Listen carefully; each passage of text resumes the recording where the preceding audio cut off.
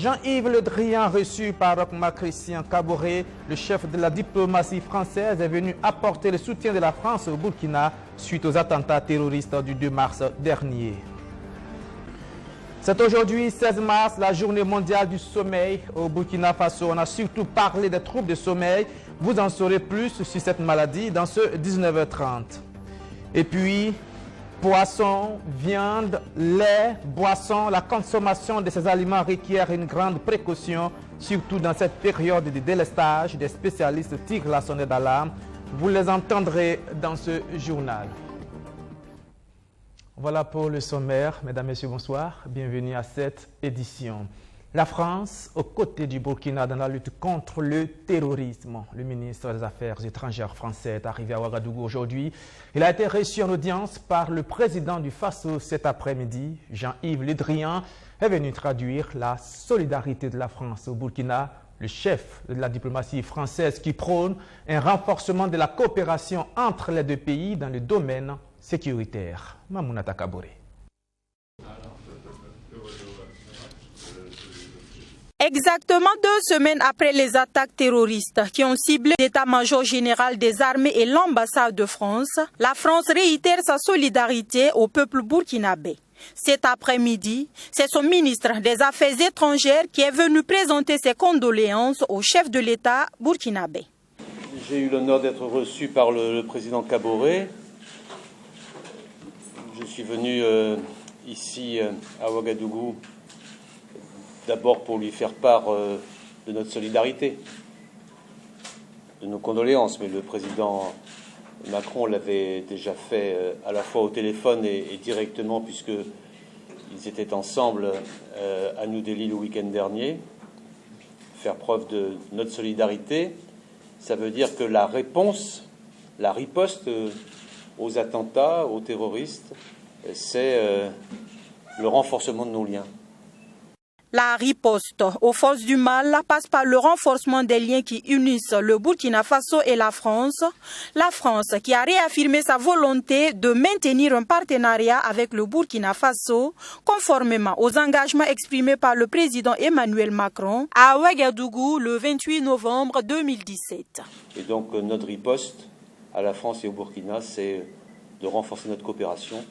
C'est ce que nous avons vu avec le président Kaboré tout à l'heure.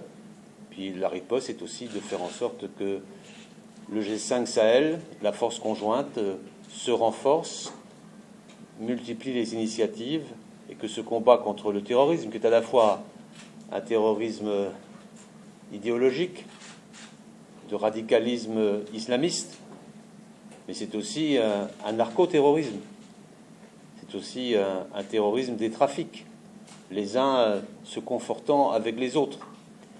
Et donc cette relation spécifique que nous avons avec le Burkina est renforcée, et ce combat collectif que nous avons ensemble contre tous les terrorismes que nous avons dont nous avons pu voir les drames et les conséquences dramatiques qu'ils pouvaient représenter au cours des derniers mois, ce combat-là se poursuit. Le combat collectif contre toutes les formes de terrorisme se poursuit. La preuve, Jean-Yves Le Drian a participé plus tôt ce 16 mars à Niamey à une réunion de coordination de la lutte contre le trafic illicite de migrants et la traite des êtres humains aux côtés de ses pairs d'une dizaine d'États africains et européens.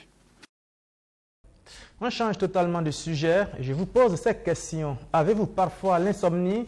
Est-ce que vous somnolez souvent? Ce sont là 2 symptômes de ce qu'on appelle les troubles du sommeil. Oui, la maladie existe.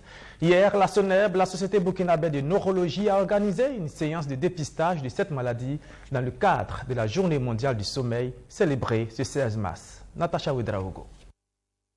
Au Burkina Faso, de nombreuses personnes souffrent de troubles du sommeil selon les spécialistes. Cette maladie, qui se manifeste par l'insomnie et la somnolence, est devenue un problème de santé publique. Cependant, elle est très peu connue des Burkinabés. Ce 15 mars 2018, à l'occasion de la Journée mondiale du sommeil, célébrée le 16 mars, la SONEB, la Société burkinabé de neurologie, organise une journée de dépistage des troubles du sommeil.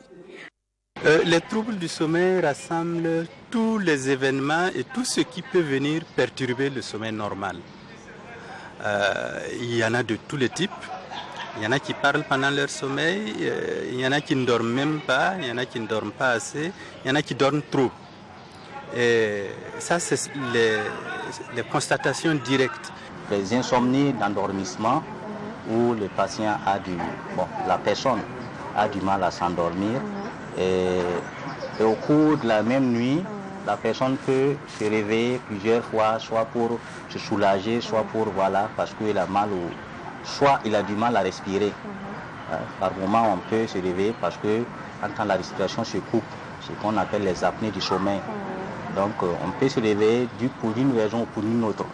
Mais toujours est-il qu'au petit matin, la personne se sent toujours fatiguée parce qu'elle n'a pas pu récupérer pendant son sommeil. Amidou Ouedraogo est journaliste, secrétaire de rédaction. Il est venu consulter pour manque de sommeil. Alors, quand on ne sait pas à quelle heure on va descendre, minuit, 1h du matin, le temps d'arriver à la maison, de se doucher et de manger, c'est pratiquement à 2h du matin qu'on dort. Il faut se réveiller tôt le matin pour se préparer et se présenter en conférence de rédaction.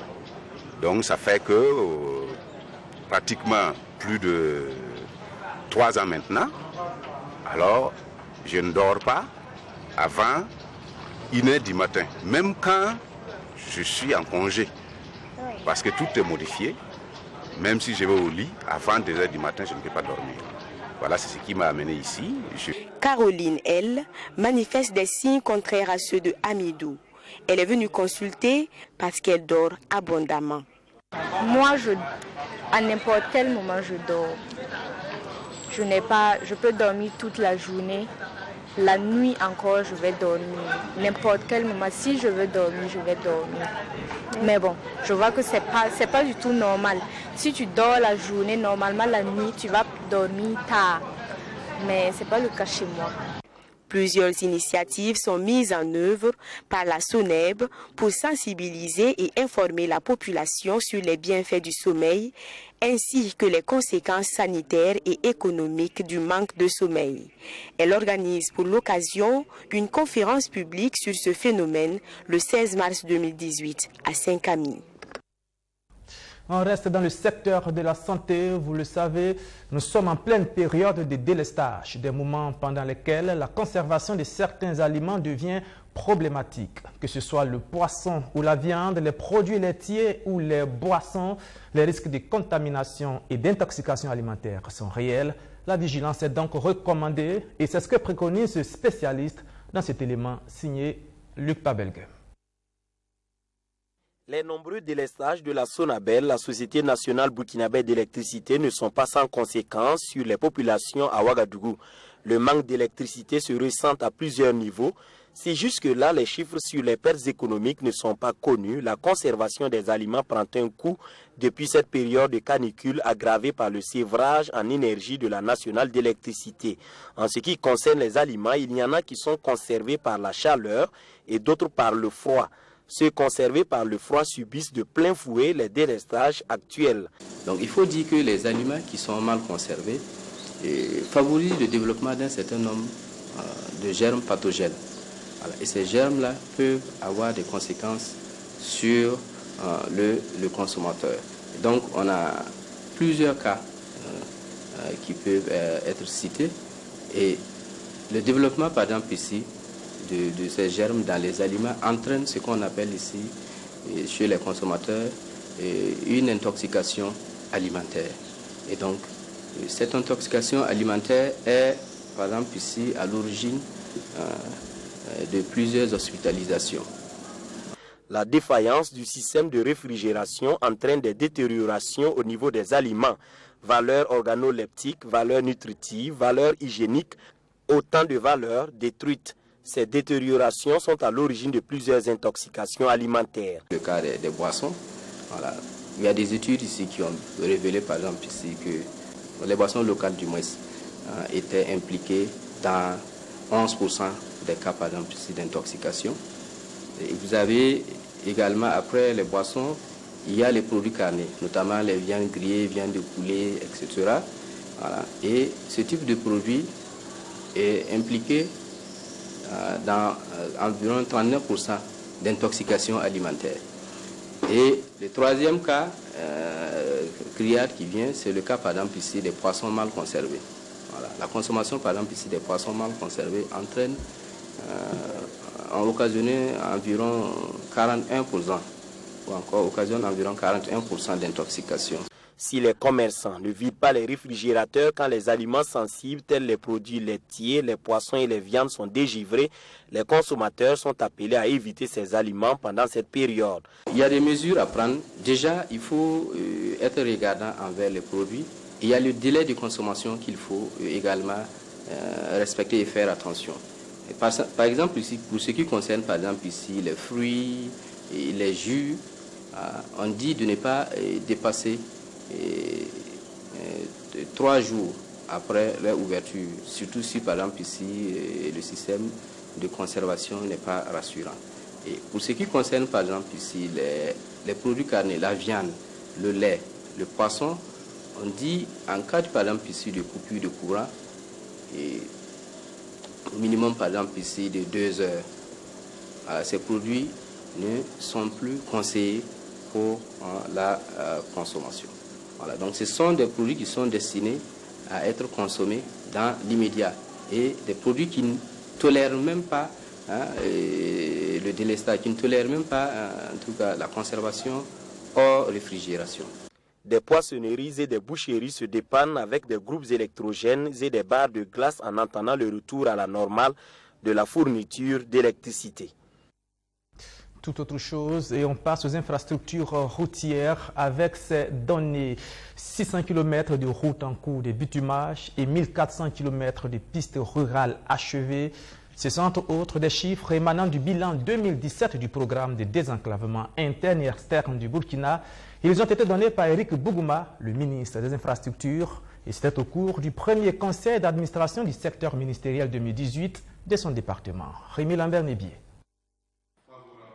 Tout le Burkina a été mis en chantier, a déclaré le ministre des Infrastructures au cours de ce conseil d'administration du secteur ministériel KASEM pour souligner l'immensité des actions entreprises par son département en 2017 afin de désenclaver le pays. De l'entretien routier au chantier de bitumage, le bilan suscite des motifs de satisfaction au sein du ministère. On peut retenir globalement que nous avons en chantier 5000 km en matière d'entretien courant, 1000 km en matière d'entretien périodique, près de 600 km de routes en cours de bitumage ou dont les travaux sont en phase de démarrage, 1400 km de pistes rurales achevées sur les 1775 qui ont été lancées et 1000 km de pistes rurales dont l'appel d'offres est en cours. Globalement, c'est un bilan, bien entendu, important. En matière de voirie urbaine, nous avons une 50aine de kilomètres de réhabilitation de routes dans la ville de Ouagadougou, plus de 29 km de réhabilitation de routes dans la ville de Bobo-Dioulasso, avec des perspectives très intéressantes pour l'année 2018. Durant la demi-journée du conclave, Eric Bougouma et ses collaborateurs vont également se pencher sur certaines contraintes qui influent sur la praticabilité des infrastructures routières comme les ralentisseurs. Les ralentisseurs, y compris d'ailleurs des ralentisseurs que l'on peut qualifier de sauvages, qui poussent par-ci, par-là et qui gênent la circulation, qui causent des accidents. Bref, nous avons pensé que à ce KASEM, nous pouvons discuter de ces questions. Les ralentisseurs, en même temps qu'ils sont nécessaires, obéissent à des normes techniques qui doivent être respectées, ce qui nous fait dire que les ralentisseurs ne constituent pas la principale solution aux accidents sur nos routes, mais et à l'excès de vitesse. La solution, c'est d'abord la prise de conscience des usagers de nos routes quant au respect des règles en matière de circulation routière, notamment le respect de la limitation de vitesse. D'autres thèmes comme le rôle du laboratoire national du bâtiment et des travaux publics dans la construction des routes et de pistes de qualité et la problématique du déplacement des réseaux pendant les travaux de construction seront abordés au cours de ce CASEM. L'heure est également au bilan au niveau du commerce et des services marchands. 71,27% de taux de réalisation des activités en 2017. Un bilan jugé satisfaisant par les acteurs de ces secteurs. Samandoulgou Samira, Natacha Ouedraogo. 71,27%. C'est le taux de réalisation des activités du cadre sectoriel de dialogue, commerce et services marchands au compte de l'année 2017. Cette performance, réalisée par les départements ministériels composant le cadre, réconforte au plus haut niveau. La présentation que nous venons d'avoir nous montre quand même qu'il y a un niveau de performance satisfaisant. Et nous allons travailler à lever donc les points de contradiction qu'il peut y avoir entre départements ministériels, mais aussi à lever toutes les difficultés que chacun de nous va poser ici pour atteindre des objectifs, donc un objectif beaucoup plus appréciable. L'objectif, c'est de faire en sorte que lorsqu'on va évaluer le PNDS, que l'on voit que notre cadre de dialogue, notre cadre sectoriel de dialogue a beaucoup contribué à la mise en œuvre du PNDS. Pour le ministre en charge des Transports, plusieurs facteurs ont contribué à donner ce bilan au cadre sectoriel de dialogue, commerce et services marchands. Vous savez que nous sommes en train nous avons lancé depuis longtemps donc, le renouvellement du parc automobile de l'État. Sur ce point, par exemple, nous sommes satisfaits. Sur 700 véhicules que l'on doit en tout cas travailler à faire acquérir par les acteurs des transports, nous sommes à 400 véhicules qui sont aujourd'hui opérationnels et qui sont en train de se mettre dans le tissu de transport. Malgré le bilan positif, des défis restent encore à relever afin que les prochaines années soient meilleures. Tout ce que nous avons lancé comme opération de renouvellement des types de transport, là où c'était un point sur lequel nous devions travailler parce que c'était un opérateur privé et nous sommes en train de travailler pour pouvoir maîtriser donc tout le processus de façon à ce que les Burkinabés puissent, en tout cas dans les prochains jours, voir donc le démarrage effectif donc, du renouvellement de leur type de transport. Et ça aussi, c'est un point sur lequel nous devons en tout cas travailler. Au cours de cette session de travail, les participants vont envisager des perspectives sectorielles pour la période 2018-2020. Le cadre sectoriel de dialogue, commerce et services marchands comprend 6 départements ministériels, à savoir les ministères en charge du transport, de l'économie numérique, du commerce, de la communication, de la culture et de l'économie. Les jeunes et les femmes sont des maillons essentiels de la production agricole et pourtant, ils sont lésés quand il s'agit de l'accès aux ressources avec des revenus insuffisants. C'est contre cette anomalie que lutte le programme Unitera Burkina, un programme qui a dressé un bilan partiel de la 3e phase de ses activités. Safiatou Balima, Natacha Ouedraogo. Améliorer les conditions de vie des femmes et des jeunes en stimulant la croissance et en facilitant leur accès aux avantages de marché, c'est l'objectif poursuivi par le programme Unitera Burkina Faso. Ce programme intervient dans 3 sous-secteurs que sont le secteur des oléagineux, des céréales et de l'élevage, dont la production de la volaille locale. Les femmes et les jeunes sont les populations qui sont en avant-garde des activités de production d'une manière générale. Mais quand il s'agit de l'accès aux ressources, quand il s'agit des revenus, et elles sont également les populations qui ont moins accès aux ressources. Donc nous essayons d'adresser ces défis-là en travaillant avec les partenaires, en regardant quels sont les blocages qui font que les femmes ne sont pas suffisamment prises en compte dans le marché, qui font que les jeunes ne sont pas suffisamment pris en compte dans le marché. Et nous travaillons sur ces goulots d'étranglement pour créer des opportunités pour les femmes et pour les jeunes. Au regard de la situation sécuritaire du pays, qui constitue un blocage pour les populations dans la poursuite de leurs activités dans ces secteurs, des défis sont à relever. D'abord, les changements opérés au niveau des organisations partenaires. Quelles sont les bonnes pratiques? Quels sont les changements de comportement? Quels sont les changements en termes de gestion de leurs organisations qui les permettent d'être plus performants dans leurs activités? Nous attendons également d'apprécier les changements au niveau de leurs membres et au niveau des populations cibles que sont les femmes et les jeunes. Est-ce que les femmes et les jeunes sont suffisamment impliqués dans leurs actions? Est-ce que les femmes et les jeunes bénéficient des résultats de leurs interventions?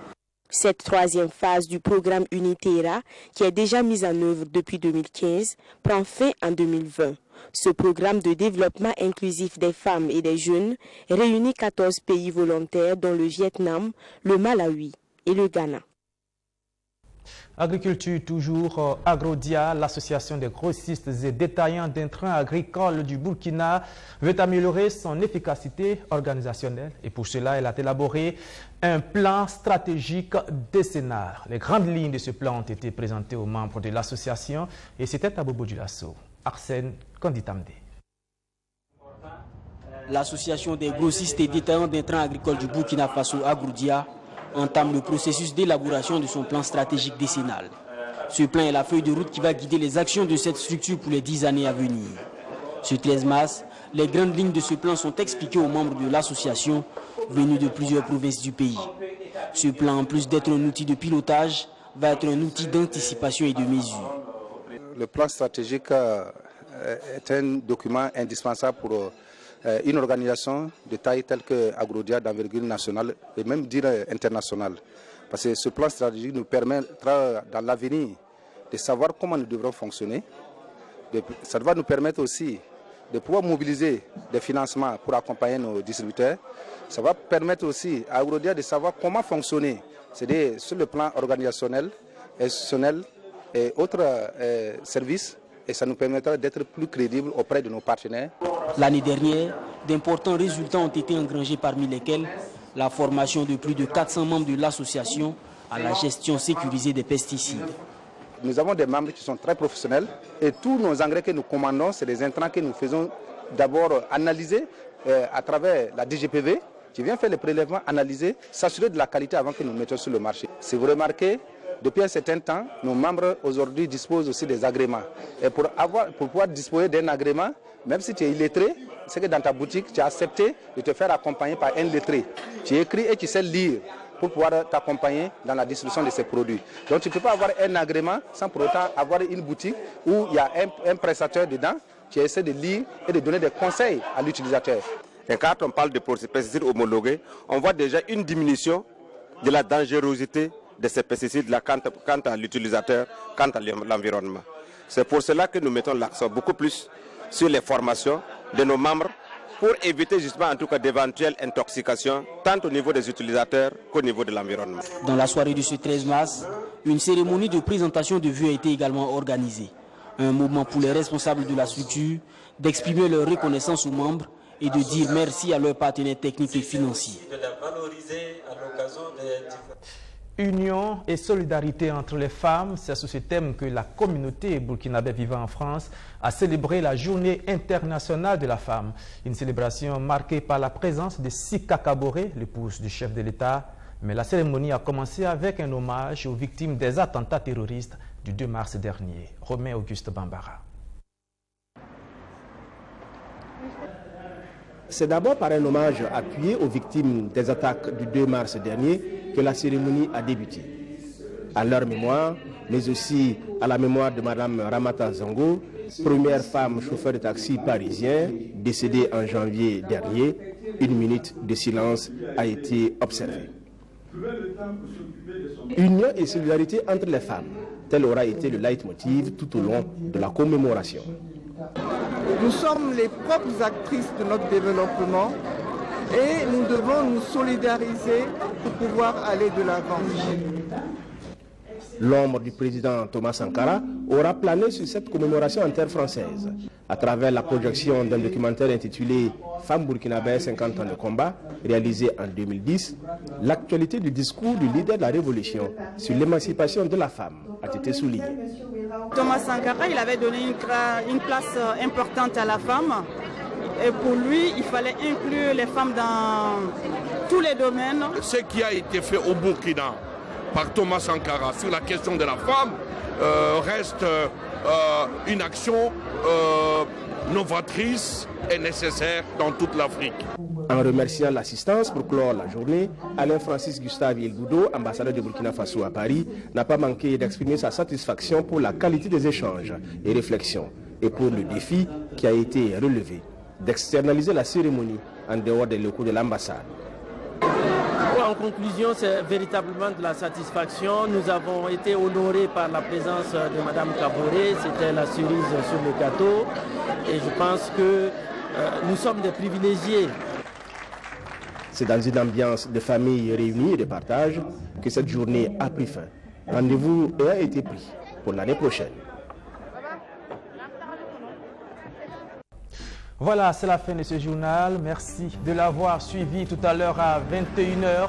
Vous aurez rendez-vous avec John William Somda pour Sport Time. Il sera question notamment des tirages au sort de la Ligue des champions européenne qui a livré le verdict des quarts de finale. Demain, 19h30, ce sera Aubin Gebré qui viendra vous livrer les informations du soir. Merci de votre fidélité.